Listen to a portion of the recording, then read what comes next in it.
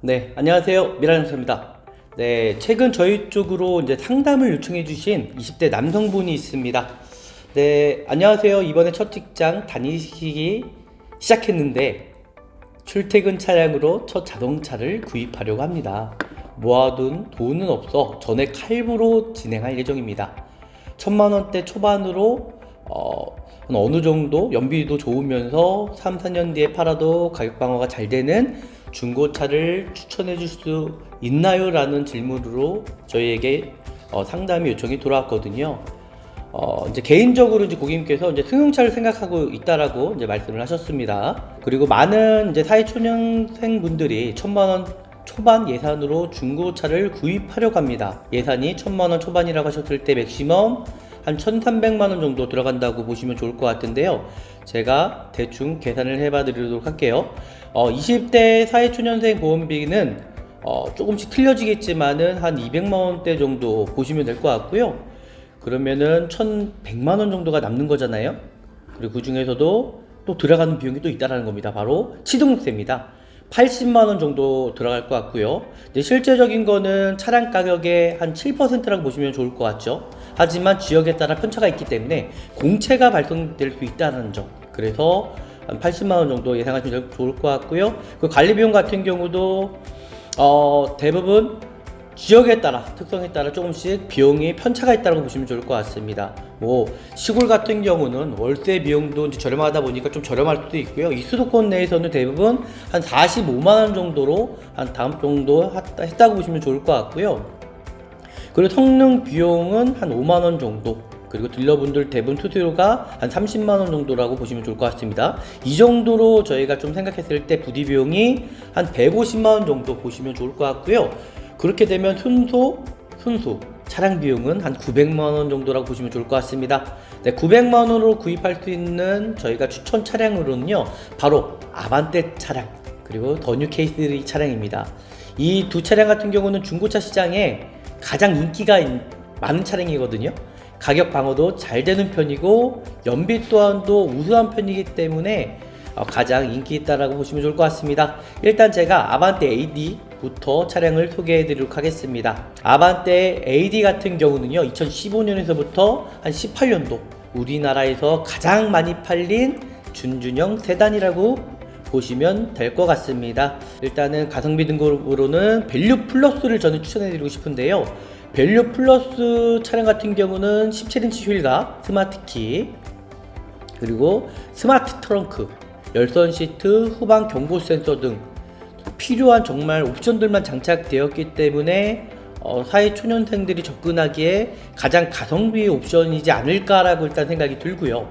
그리고 아반떼 AD 같은 경우의 차량인 경우에는 도심 주행에는 거의 12km 정도 나옵니다. 그리고 고속 주행에는 16km 정도 나오고 연비가 이 정도면 괜찮은 차량이죠. 그리고 시세 같은 경우는 차량의 연식이나 주행거리, 사고 유무, 등급의 상태에 따라서 차이가 있기는 하지만 괜찮은 차량을 구입하시려면은 못해도 최소 700만원에서부터 많게는 1500만원까지 가격대가 형성된다고 보시면 될 것 같습니다. 실제적으로 700만원대나 1000만원 미만짜리 같은 경우는 키로수가 좀 많은 편이라고 좀 보시면 좋을 것 같고요. 제가 말씀드렸던 것처럼 차량 상태에 따라서 반드시 편차가 있다는 거 다시 한번 제가 말씀드리겠습니다.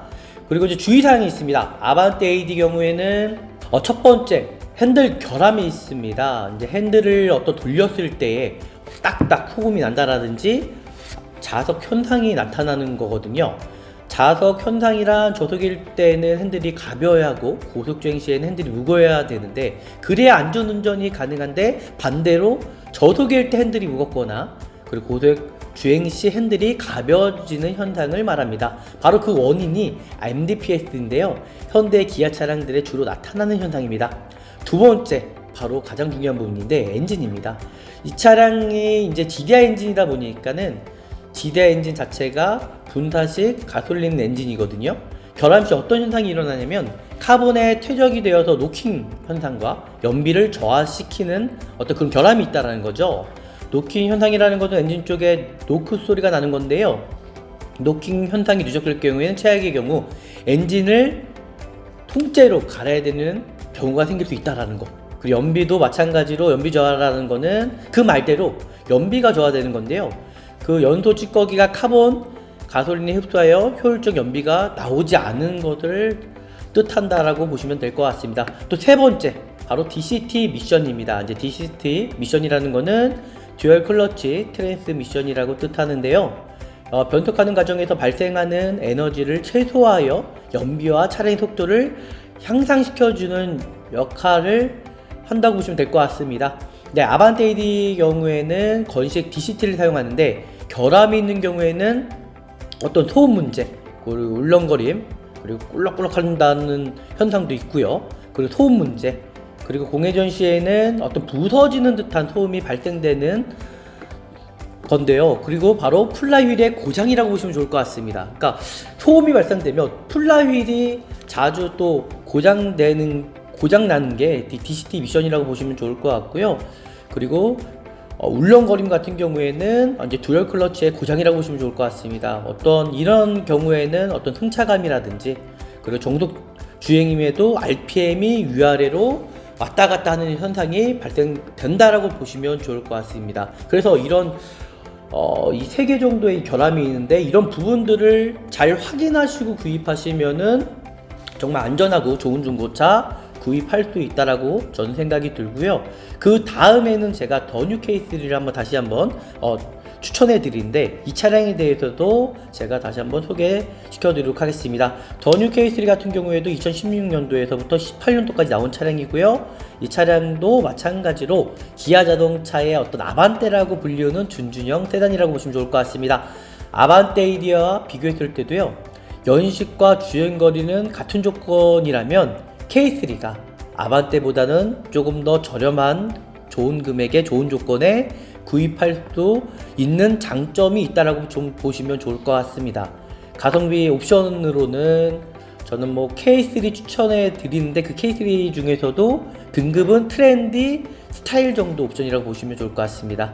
일단 시트와 운전대에는 인조 가죽이 있고요. 앞좌석과 스티어링 휠에는 열선이 있고, 스마트 키와 스마트 트렁크, 후방 센서 등 정말 필요한 그냥 옵션들만 장착되어 있다라고 좀 보시면 좋을 것 같고요. 그러니까 제가 말씀드리는 금액이 좀 저렴한 금액대에서는 어떤 사고 의무 상태라든지 차량의 상태, 차량의 옵션 상태에 따라서 반드시 편차가 있다라는 것을 다시 한번 제가 말씀드리겠습니다.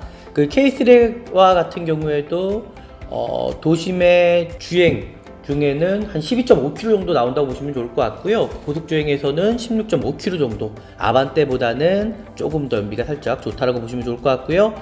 시세 같은 경우는 이 차량도 마찬가지로 제가 전에 말씀드렸던 것처럼 괜찮은 차량을 구입하시려면은 반드시 1000만원 이상까지를 반드시 보셔야 되는데, 그게 아니시라고 하면은 한 650만원대에서부터 1300만원까지 가격이 형성된다라고 좀 보시면 좋을 것 같습니다.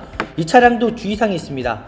아반떼 AD와 마찬가지로 첫 번째, 핸들 결함이 있다라는 겁니다. 핸들을 좌우로 돌렸을 때 어떤 소음이 발생이 되거든요. 그러니까 그런 경우가 자석 현상이라고 나타나는 건데요. 자석 현상이란 저속일 때 핸들이 가벼워하고 고속주행일 때 핸들이 무거워야 안전운행이 가능한 건데요. 반대로 저속일 때 핸들이 무겁고 고속주행 시 핸들이 가벼워지는 현상을 자석 현상이라고 보시면 될 것 같습니다. 바로 그 원인이 MDPS입니다. 현대 기아 차량들에게 주로 나타나는 현상이기 때문에 그런 부분들을 잘 확인하셔서 반드시 구입하셔야 된다는 거 반드시. 그리고 두 번째는 GDI 엔진 결함입니다. 이 차량도 아반떼 AD와 똑같은 방식 차량이거든요. GDI 엔진이란 직접 분사식 가솔린 엔진을 뜻합니다. 결함 시 어떤 현상이 나타나면 카본의 퇴적이 되어서 노킹 현상과 연비를 저하시키거든요. 그러니까 노킹 현상이라는 거는 엔진 쪽 내에 노크 현상이 나는 거를 이제 노킹 현상이라고 이제 말씀드릴 수 있겠는데요. 근데 누적이 될 경우에 엔진을 통째로 교체해야 되는 그런 단점이 있다라는 거. 그리고 연비 저하는 말대로 그대로 연비가 저하되는 현상입니다. 그러니까 연소되면서 찌꺼기가 쌓이고 카본이 가솔린에 흡수되면서 연비가 이제 잘 나오지 않는 그런 뜻한다고 말씀드릴 수 있을 것 같고요. 저희가 지금 말씀드렸던 것처럼 이런 단점되는 부분들도 정말 많지만은 장점도 많은 차량이라는 거, 이 단점을 보완하기 위해서는 어느 정도 지식도 가지셔야 될 것 같고요. 정말 좋은 차량을 또 구입하시려면은 이런 부분들을 잘 확인하셔서 전문 진단기와 그리고 전문가를 통해서 차량을 고르시는 것을 저는 말씀드리고 싶고요. 정말 좋은 차량을 구입하시길 저는 희망하면서 이상 중고차가 믿어진다의 미래자동차 유진이었습니다. 네, 감사합니다.